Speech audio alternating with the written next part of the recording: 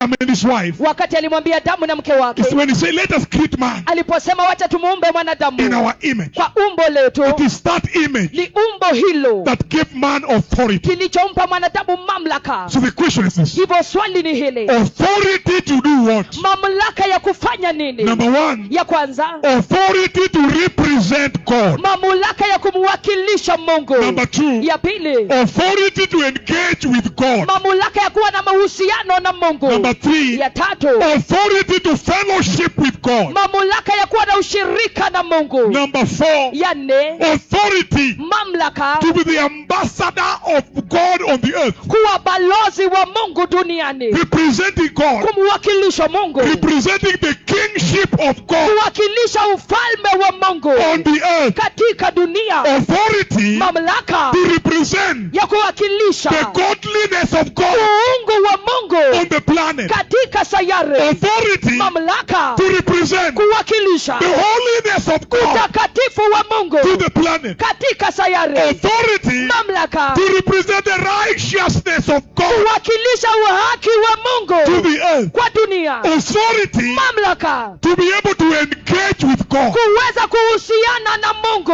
The image Umbo gave man authority. ilimpa mwanadamu mamlaka. Wapendwa, Wapendwa, the Lord gave you authority Bwana alipeana mamlaka yake already tayari in the garden. katika bustani. Salvation Wokovu is not supposed to make you weak. haipasi kukufanya It dhaifu, is supposed to make you strong. yapasa kukufanya mwenye nguvu. And stronger than who? Lakini mkuwe mwenye nguvu kumliko nani? Stronger than Satan. Mwenye nguvu kumliko shetani.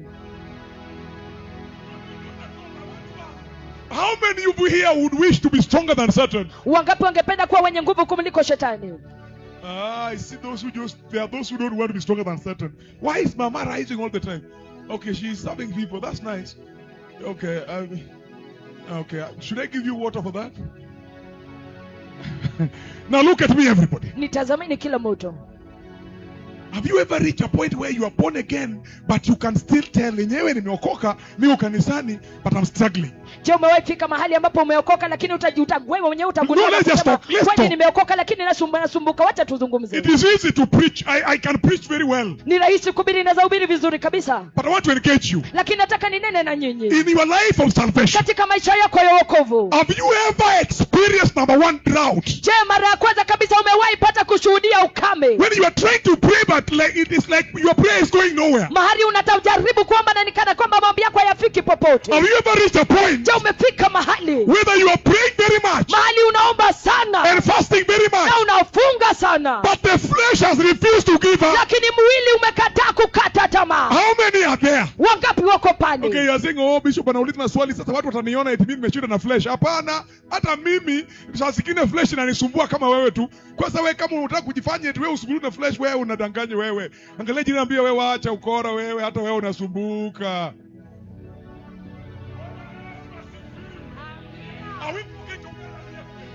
Listen, Sikizeni. salvation Wokovu was not meant to drive away Satan. haikukusudiwa kumfukuza shetani.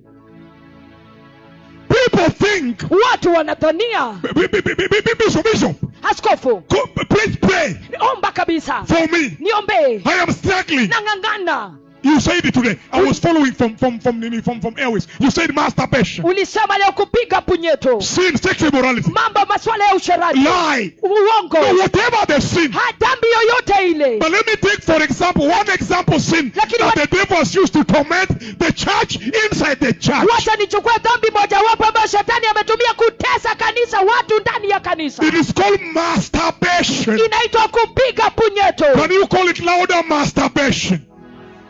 No, that is not loud. That is just kupiga kelele tu. Sema kwa sauti, masturbation.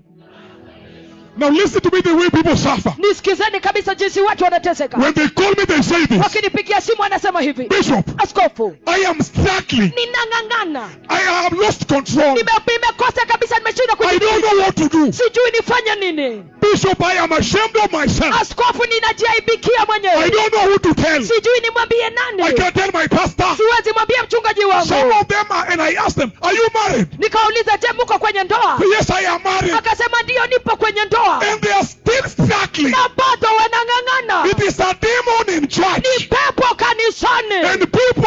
sitting in church na watu wameketi kanisani with Bibles, wakiwa na Biblia, with baptism, wakiwa wamebatizwa and they cannot overtake na it. hawawezi kuishinda. And they ask Bishop, what is the solution? Wanauliza askofu, suluhisho ni gani? Lead the Lord right now.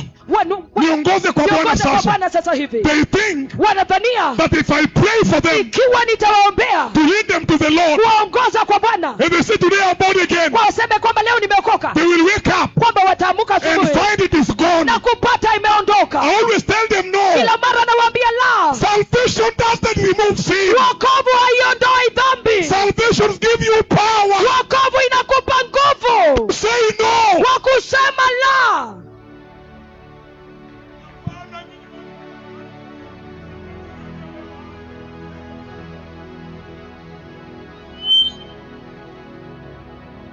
Oh, najua sasa Bishop kuna grace. What the Bible says, the grace of God has come to do what? To teach us to do what? To say no. Hakuna kitu ngumu kwa wokovu kama kufanya nini? Kama kusema no. It is easy to sing.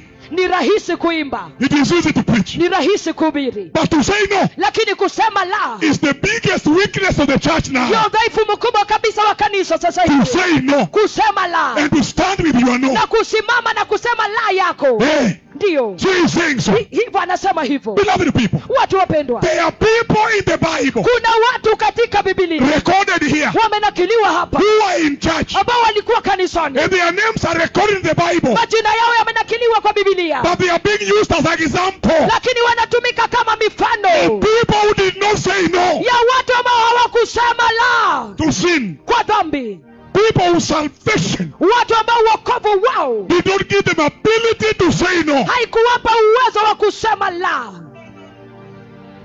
Can we go there now? Je, tuwezaenda pale So sasa? after writing the example of people